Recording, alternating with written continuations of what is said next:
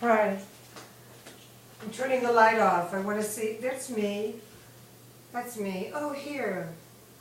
I'm wearing a Forgive the Way You'd Like to Be Forgiven shirt. Here, look. It's such a nice thing, actually. Forgive the way you'd like to be forgiven. And I'm going back into the business, by the way, if you want any. I'll let you know when. Let me tell you the story about Forgive the Way You'd Like to Be Forgiven. I had just gotten into AA, so that was 1983. I guess I was 38 years old. My mother had passed away from cancer in October. I think on October 18th, actually, of 1983. And I got to AA about, wow, maybe a week later. I mean, that was the bottom for me. More on my mother later, but I got there. And anyway, more on AA later, but this particular story about Forgive the Way You'd Like to Be Forgiven, it was given to me as a lesson. I had this very, very great sponsor. Her name was Virginia Mailman, and she lived in a townhouse in Manhattan. And I was living in Manhattan. I was living with my boyfriend at the time, Richard, and we really didn't know how to get along. I mean, we sort of judged our passion on how bad we felt, or how bad we could make the other person feel. I mean, when I look back on it, it was really weird. And anyway, until I got into AA, I didn't know things. I mean, nobody ever asked me to make a gratitude list, or nobody ever... My conversations weren't like that.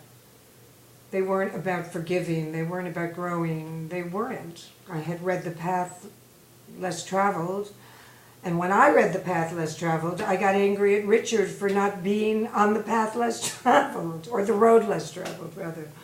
It was the road less traveled. It was great. And I'm reading it, and I'm getting angrier and angrier that he's not on the road less traveled, right? So there I was. I mean, I was blaming. You can't make happiness with that recipe, and that was the recipe I knew.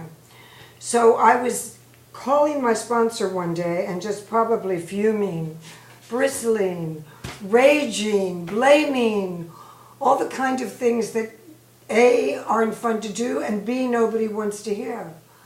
And I was going on, and Virginia stopped me.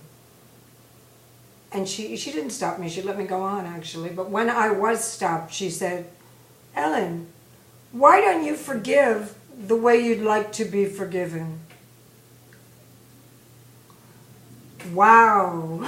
Wow. Major paradigm change. Not so easy just to do it, but just to even open that drawer. Forgive the way you'd like to be forgiven. And when you hear some of the things that I did, and probably, well, no, but did, yeah, really did, so mean and angry and crusty. Forgive the way you'd like to be forgiven.